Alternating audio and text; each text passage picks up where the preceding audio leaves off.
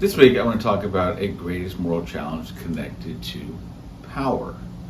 I've read a lot of the concerns about the evangelical movement related to politics, and one of the things that people have talked about is the difficulties that have happened with people getting too close to power, or situations where it seemed like there was a great attraction to power, especially political power, and what was the result of this attraction to political power, this desire for power?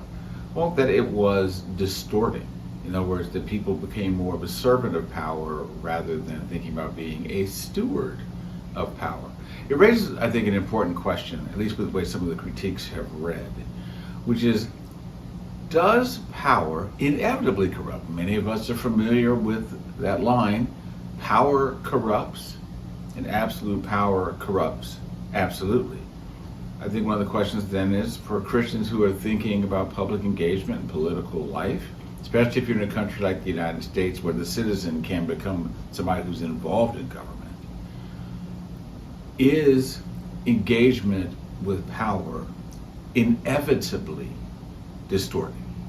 Is it inevitably corrosive? Does it inevitably lead a person to wind up serving whatever power means in terms of getting certain kinds of ends, often political ends? So it's a great question, a great concern.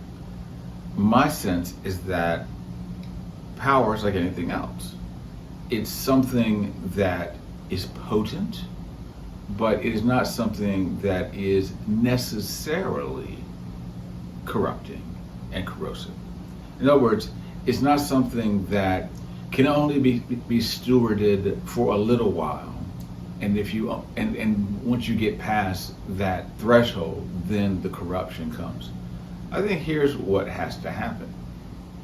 If people are going to be involved in dealing with power, whether it's within the context of a company, an academic institution, a church, a family, and certainly politics, what has to happen, I think, is that there have to be other people around us when we are involved with being close to power and having the stewardship of power.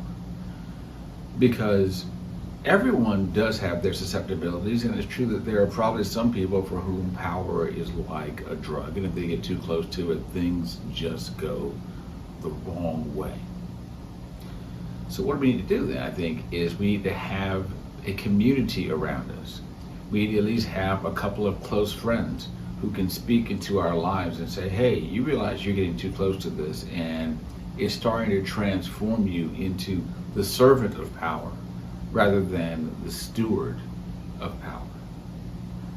My sense is that it is a real challenge, but it's a challenge that can be addressed if we have a community around us, and also if we are thinking about why we're engaged with power in the first place.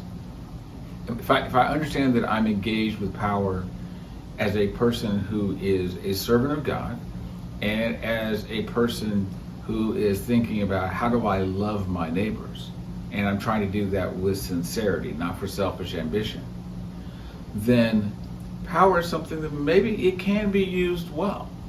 But in order for that to happen, I think we really do need other people around us to help us know when maybe what we need to hear is someone say something like, you realize that's going in the wrong direction. You realize that's crazy. You realize that it might not be crazy for somebody else, but for you, it's crazy. We need people around us who will tell us the truth, who have the green light to always tell us when we might be going off the rails. I think this is important.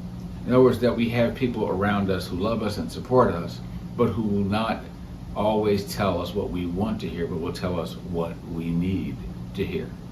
I think if we're in communities like that, then I think we can actually see people who are Bible-believing Christians, people who are genuinely good news evangelicals.